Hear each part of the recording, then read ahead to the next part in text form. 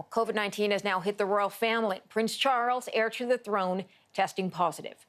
The Prince's Clarence House office says he's showing mild symptoms, but otherwise is in good health and is working from home. Now, the statement adds that his wife, Camilla, has tested negative. Both are at a royal estate in Scotland. Let's bring in CTV News royal commentator Richard Berthelsen. He joins us now to talk about this. Richard, mild symptoms, so that's the good thing. But what more do we know about Charles and how he is? Well, I think we have had a sense that he had a test, as most people in the UK will be able to do in his age range, at a National Health Service.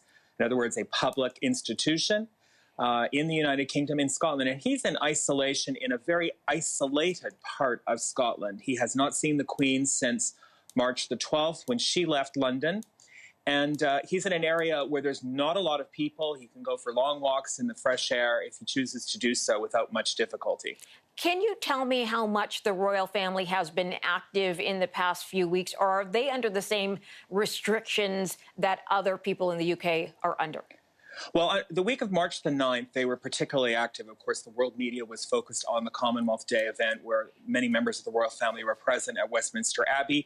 The Prince of Wales had a very busy week. His last engagement was on May the 12th, or March the 12th, rather, when he undertook an engagement to support the recovery efforts in Australia for forest fires. He undertook an investiture that week. He undertook something for the Prince's Trust. He saw a lot of people.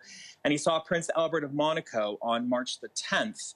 And that was, we know subsequent to that, Prince Albert himself has contracted coronavirus as well. So he was extremely busy since the Friday the 13th, when really things started to change.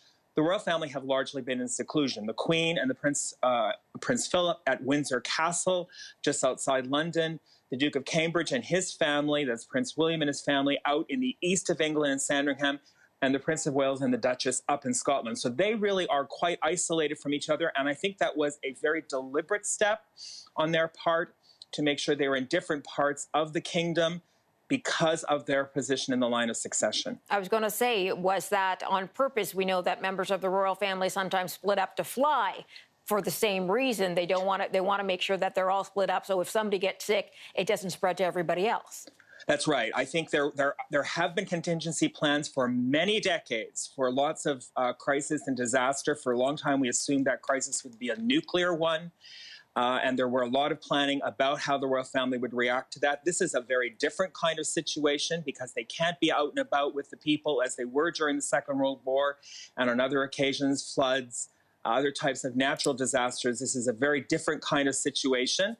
So they've taken a very different precaution in this case. But I think people can be assured that they have received advice of their doctors, of public health officials, and the government, because the government has every interest in them playing their role in the continuity of government. Just as the same here in Canada, our Governor General and Lieutenant Governors have all taken the same kinds of precautions because of their important role in the legal machinery of the country. So they've been very quiet. They've all been very quiet in the last few weeks, but that's just because I think it's difficult to see what is the best way for them to connect with the public at a time like this. CTV's Richard Berthelsen, thanks for the update.